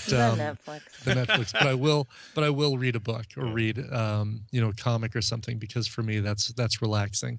And then medicinal help, Calms Forte, which is a natural, I want to say it's It's a St. combination of John's wort or chamomile something and like some that. other crap. Yeah, I ordered that, by the way, on your recommendation.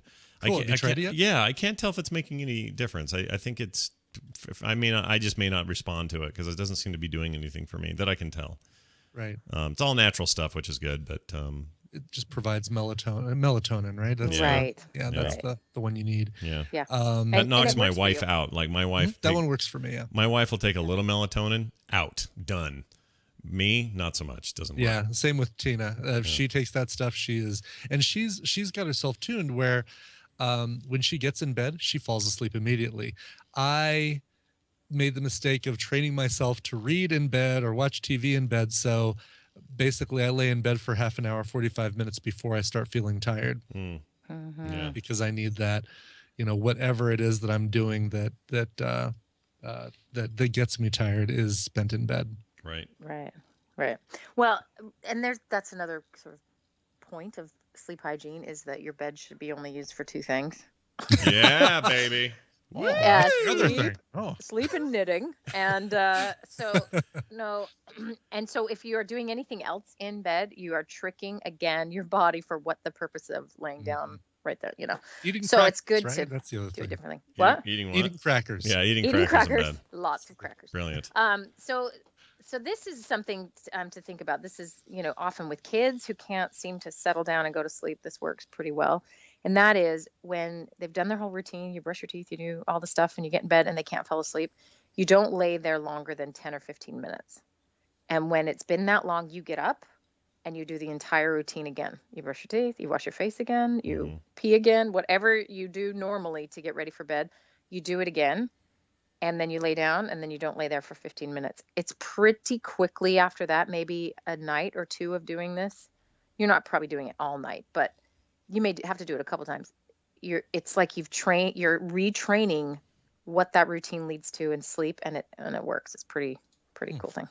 So I'm kind of hyper focused on the sleeping hygiene because because the anxiety goes hand in hand, right? It disturbs the sleep.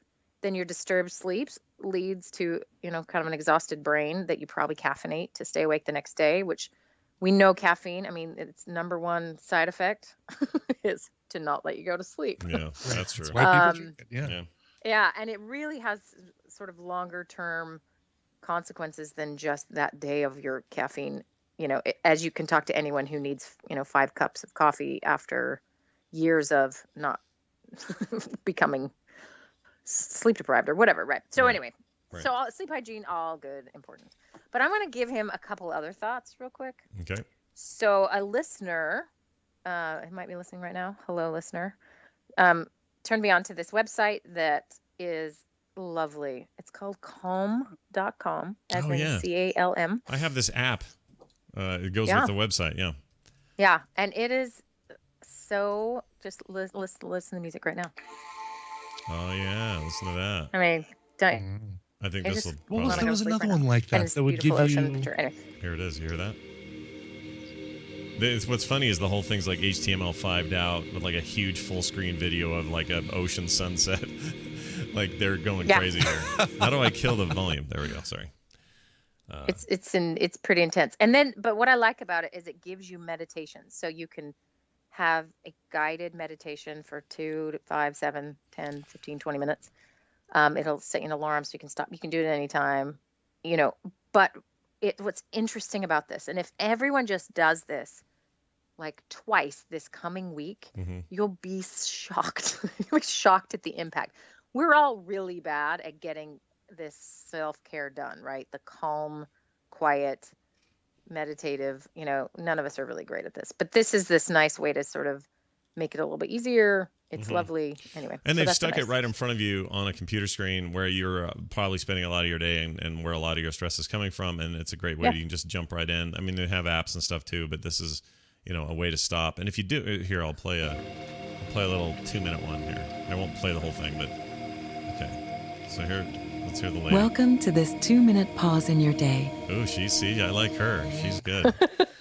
She's like that anesthesiologist. These 2 are minutes if you're lucky, baby. There's an interesting story behind that. I forget who they are now that you brought it all up, but it's somebody we should all know who went out and did this started this project. It was somebody famous for some other web stuff. And Oh, really? I can't remember who it is. Anyway. Wayne, it's not Jeff Bridges, is it? No, that is sleep, help you That's a whole sleep different thing. The dreaming with Although Jeff. I hear that stuff's really good, by the way. Yeah, he's not messing around. Like, this is not ironic. He's dead serious. Yeah. Yeah. Which is great. I mean, it's fun to make fun of, but I think that's awesome. I like listening to metal bowls making noise right before I go to sleep. But no Eagles, man. Yeah.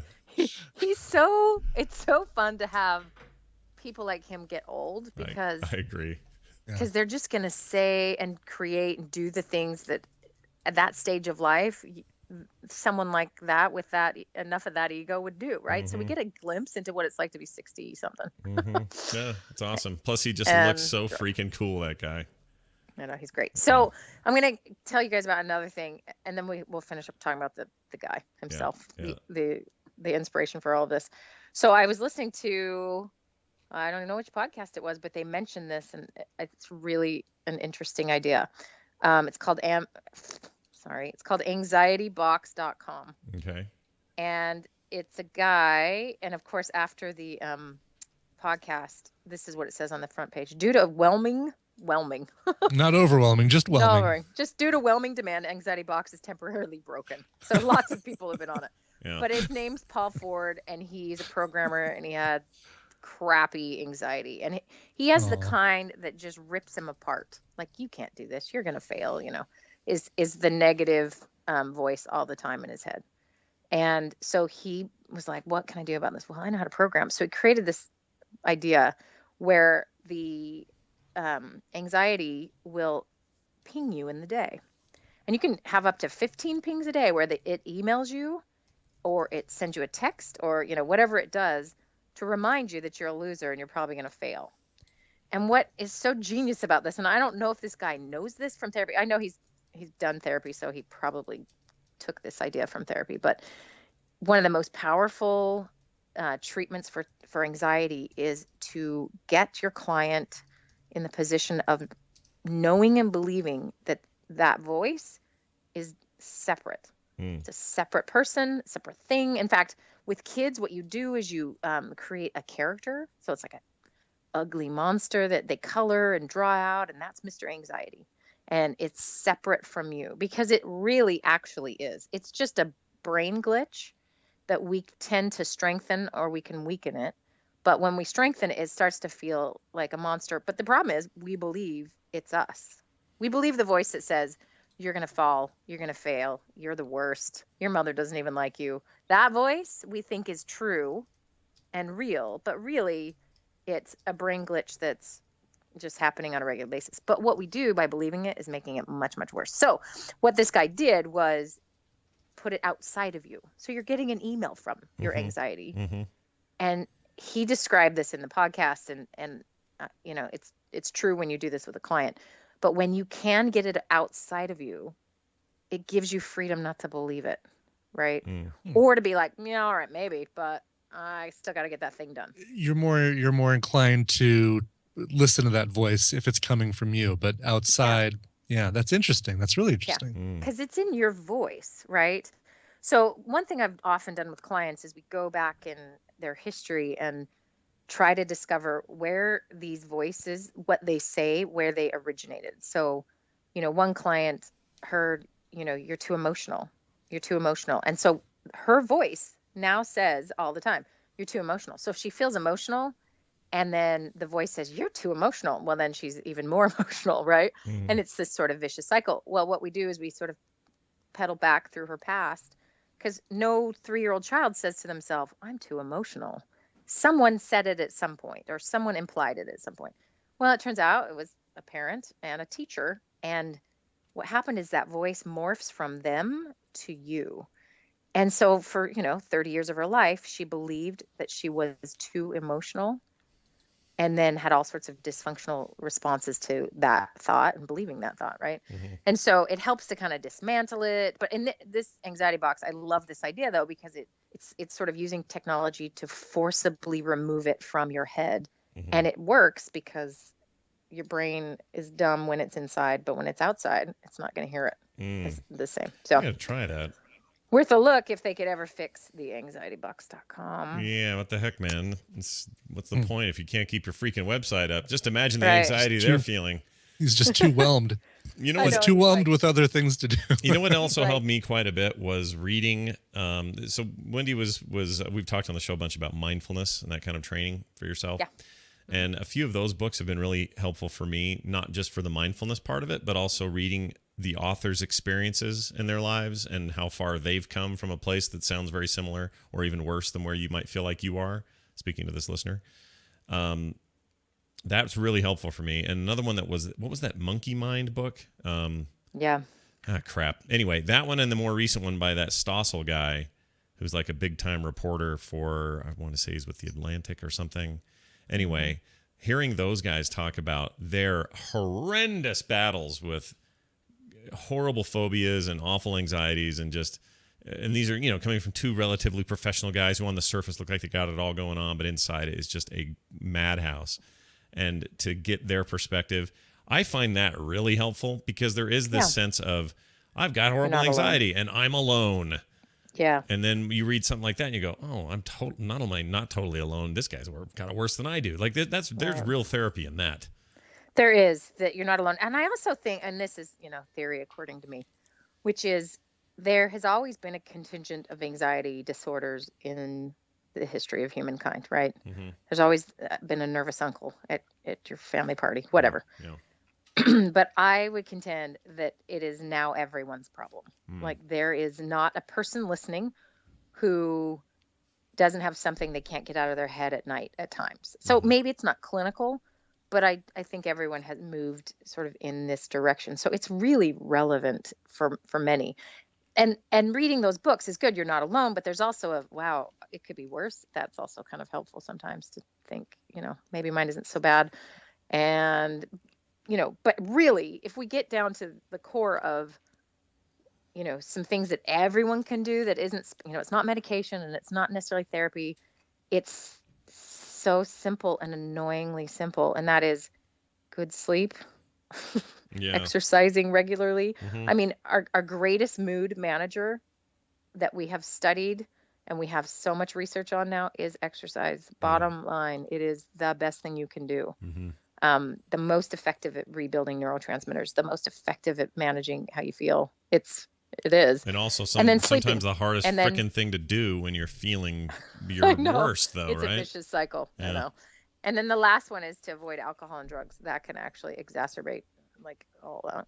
Sure. Can I share one last thing? Of course. I have a client who quoted me in a blog, so I'm not going to tell you where it is now because I just told you it was a client. Dang it. Anyway, but I will just read what he said, what he had to say, because he's pretty funny. But he's talking about design and chi and finding how to center yourself, and that's the calm.com mindfulness meditation. It's sort of grounding yourself before you head out into the world, right? Mm-hmm. I think sometimes we just are panicking as we're running out the door, right? Mm-hmm. So he said, sometime about 4 years ago, I spoke about this with a talented friend who works in the mental health industry. That secret code from my therapist. Wow. She offered a piece of wisdom that I've used to great effect when I'm in need of some Zen. Try it for immediate effect. And I forgot that I told him this, and it is awesome. That's why I'm bringing it up.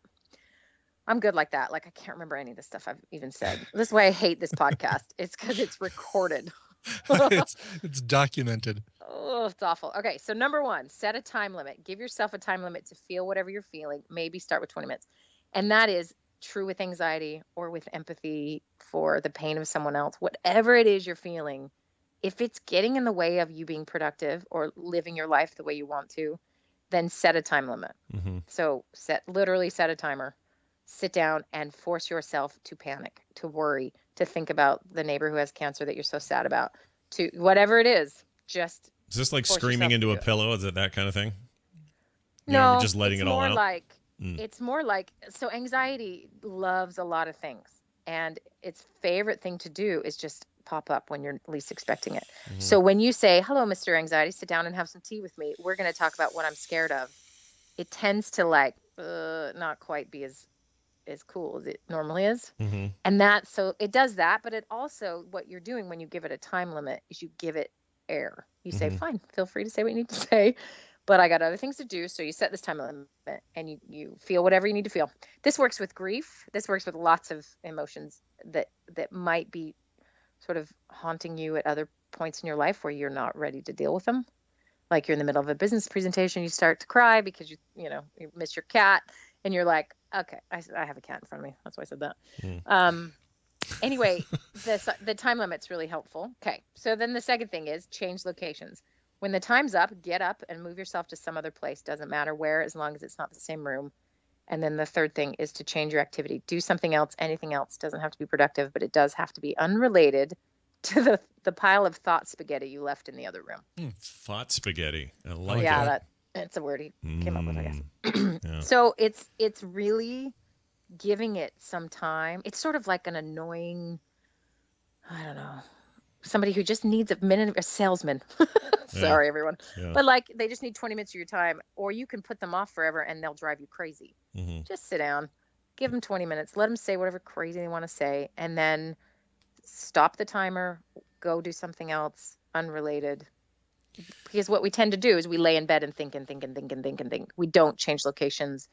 We don't, we don't trick it. This sounds like that Pomodoro method, the Pomodoro timer. I don't know if you've heard of it. The tomato timer. Yeah, there's a bunch of apps out for this and theory about it, but it's this 20 minutes of focus, and that alarm goes off. The discipline is you stop everything you're doing, and you go do something completely different, something relaxing, sit, meditate, walk outside, do whatever you got to do. That's like 5-6 minutes, whatever that is, and then come back, start the timer again on either a new project or finish the one you started, and do this all through the day. And it's supposed to create all kinds of focus and less, less dreading things or less having your mind spin all over the place, because now you're being timed, and you're also forcing yourself to step away, which a lot of people have a hard time with. I have a hard time with that. It's hard for me to stop working or whatever. So that sounds a bit like that, and that's actually been pretty effective for me as well. Especially for focus related things, like where I just need to zero in. Actual productivity as opposed to burning through. Sure. Right, and this is a, most of us are trained as children or train ourselves to stuff our emotions, right? They're not appropriate. Stop crying. Can I tell you, every time I tell my kids to stop crying, I think, put $1 in the therapy jar. Right. Bottle that stuff up inside. Yeah, you just zip it. And really, so we're pretty good at it to the point where when we really need to, we don't. But it will find its way to the surface. It will leak out in other ways, and usually it's bad behavior. And so it's sort of like a concentrated give whatever you're feeling some space. So one of the things the emailer might be doing is coincided with, I'm worried, I'm panicked, I'm thinking about all these things, empathy, is the voice in the back of their head that's berating them for being anxious and worrying, right? And so this method is really just everyone's happy because everyone gets a chance to just think and feel and have it say. But the time limited sort of helps you not think of yourself as weak or what have I done or look at me spending one more night, worried, and then really change locations. Our minds, I mean, they're stupid and they're amazing at the same time, but sometimes just changing a room can really help. That's why laying in bed forever just makes it worse and makes insomnia more likely. Well, I hope this helps him. It's a huge issue. Like you said, everybody's got to deal with some of it. We live in an era where we can no longer go, oh no, the saber-tooth tiger's killing me. Okay, he's dead. Now we're okay for a week. We don't have to worry about the saber-tooth tiger for a while now. Instead, we have all these little mini saber-tooth tigers in our lives, little tiny ones that are always nipping at our heels, and it's just a different time to be alive. I think these suggestions will hopefully help them and us and others listening who deal with the same thing. I always like the anxiety topics. They always make me feel better. So it's all about me. So F everybody else. It's all about me. Yes. Let me just say congratulations to me for being, I don't know, how long have I been here? 6 months. All I have to do is turn off Wi-Fi for the connection to be good. So I apologize, everyone. Oh, wow. You sound great. Yeah, I was going to say not a single issue now. Well, I wouldn't expect that to work. So it's you're forgiven for not figuring that out. Yeah, I kind of miss it. What happened to this? We didn't have any of that. That's great. I'm saving But turning my best off ones. Wi-Fi. Exactly. Oh, we're turning off Wi-Fi on your phone. Gotcha. Yes. All right. Not Wi-Fi like in all of Sweden. I turn it off. Well, and I then- was thinking in the house. It's like, wow, weird that would have some sort of interference. But now I understand what you're saying. You have some crazy Yes. power. Well, sweet. Well, Wendy, have a fantastic week. Let's do this again real soon. And we have an announcement coming up soon. We'll let people know about it. I think, let's just say listeners of the show and Nerdtacular attendees might be excited about. So watch for that. And no, I'm not pregnant, in case No, anyone's wondering. not again. Never. Nope, you're Not done, right? ever. Done.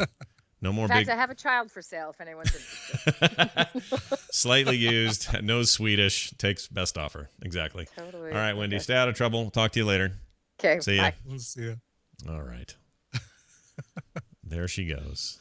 Good stuff indeed. Let's move on with our lives by doing one quick email. I'm going to share this with everybody, and then we'll move on. Our good buddy up there, up north, David R. Broadbeck, PhD. He will occasionally write in and correct us. Dr. Dave. Yeah, or give us good information about some medical thing or something. Sure. It's always appreciated. He says, hey, guys, while I don't want to doubt Guillermo's bee color perception knowledge, the guy that said that bees are attracted to the color red or can't see the color red. All or right, whatever I it was trying to figure that out. Okay. He says, I can tell with almost absolute certainty that bees don't recognize objects so much by their color, but by their edges. I do an animal cognition research, or have been doing animal cognition research. While I don't study bees, I do bird memory. I have a number of colleagues who do study bees, ants, etc. And as an aside, want to know something cool? Of course you do. Tunisian desert ants navigate at night by the stars. They basically use built-in sextant to know where they are. Buzz the BB, Dave. Dude, that guy swooped in with some knowledge right there. No kidding. I can use that. I'll Yeah. use that this weekend. The knowledge I've just got. Sure. Did Tunisian ants in Tunisia? Is it always clear skies at night? I wonder if that makes an impact on. Oh, I don't know. Whether or do not they right? They get lost if there are clouds. Oh, we don't know what's going on. Just bumping That's into each crazy. other. Wow. Yeah, it's interesting. Thanks, Dave. Anytime you want to write in and A, make corrections, or B, fill us with knowledge, you're more than welcome. If you'd like to send your own emails to us, you can do it themorningstream@gmail.com. All right, we are going to call. Is Cleo in? I think she's in. She is in. Yes. All right, we're going to call Cleo. Because why the heck not? Well, yeah. These points aren't going to give themselves away, people. Nope. Man, I got the short. I just noticed myself in the window or the mirror there or the video. I have short hair. All right. Hello, Carrie. Hello. Welcome to this 2-minute break in your day. Ooh. Hello. This is very I'm falling asleep. therapeutic. Yeah, I'm all tired now. Carrie comes on the show and sums up points for the week and funny stuff people said, and I really like it when she does that. So here she is to do it. Carrie, what do you got? I'm disappointed that voice made you fall asleep. That is not my husband's reaction to that voice. Anyway. I can't sleep. Yep. Anyway. Can't sleep, woman. Make the voice. Yeah. Okay. Let's see here. The guy that got busted for fake pee. Yeah. Another Jay Martin wants you to be really aware that his favorite show is TMS PM. That one will put you to sleep too if you're not careful. Yes. Now, I was kind of crazy busy running around all week doing all the things that parents do. And so yesterday I noticed that I didn't have a ton of points to hand out. So in an effort to leverage the brilliance that you can only find in the Facebook group on the Tadpole, I set up a post and asked them to name some Star Trek things that can pass for STDs. I love this. I love this idea too. That's such a cool, fun thing. Man, did they deliver. Okay. Points to Scott Fletcher, Les Johnson, Greg Skinner, Daryl Shaler, Stephen Edgerton, Nicole Davis, Pete McCann. Let's see. Now, what makes this even funnier is that I won't know what 90% of these things are, which is going to make it great. Yeah. Somebody has inflamed Jeffrey's tubes. Don't know. Somebody got vermicula from the Picard maneuver. All right. Someone decided that Klingons just sound like a type of pubic lice. Sure. Someone, poor bastard, has a very itchy case of the tribbles. Of course. That's the trouble with tribbles. Yeah. Someone's doctor says he needs to go in for a barium sweep. Oof. Let's see. Oh, this one's unfortunate. I let this person into my undiscovered country and not only contracted a raging case of the Borg, but now I've got to get this Guinan lanced. Ouch. That was fantastic. That's a good This one. week's big winner is Abby Rose, you darling naughty girl, who decided that the worst Star Trek STD that you could get or give is genital warps. Yeah, that's right. Genital warps. Oh, that's brilliant. Nicely done, Abby. And well done, Cleo. These are great. I love these. You should do more of those. Those are awesome. I will. Less work for me. I'm down. I'm going to call them a real hoot is what I'm going to label them as. And I look forward to them coming next week. Have a fantastic weekend. You too. Take it easy. World's okayest mom is her avatar. That's funny. Let's get out of here. Oh, a reminder, the TMS 30-Second Film Festival going on now. You can make your entry and see the rules at tiny.cc/TMSfilm. They must be submitted by the 15th of this month. That's tiny.cc/TMSfilm. We are starting to see more roll in.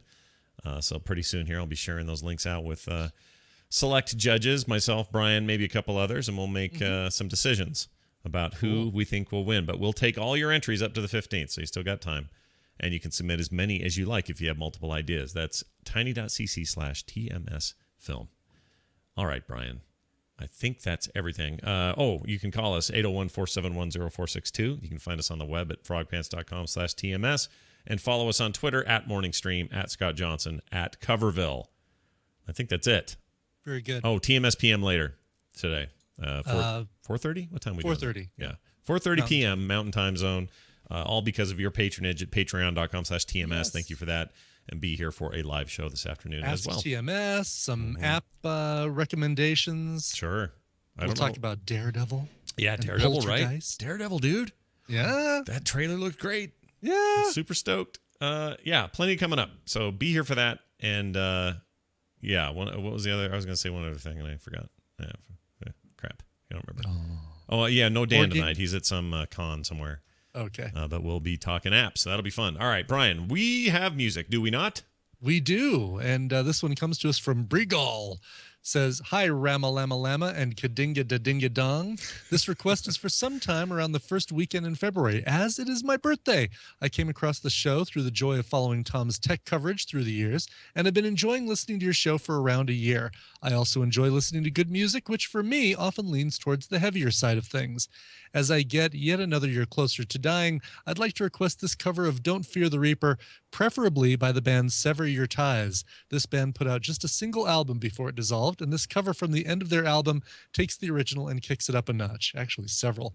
Although it's probably the most mellow track on the album and is towards the mellower side of my musical range. If he can't do that cover, I leave it in Brian's capable hands to find whatever cover of that song he dares to play. Chug the Cocoa, Brigal. All right. So, yes. Well, I'm going to play the Sever Your Ties version. And it's funny. All right. So this is on the mellower side of his taste and also the mellower side of this album. This is actually a really, really cool cover. The album is Safety in the Sea. Only one album from Sever Your Ties before they broke up. But included this is the very last track on the album. It is Don't Fear the Reaper.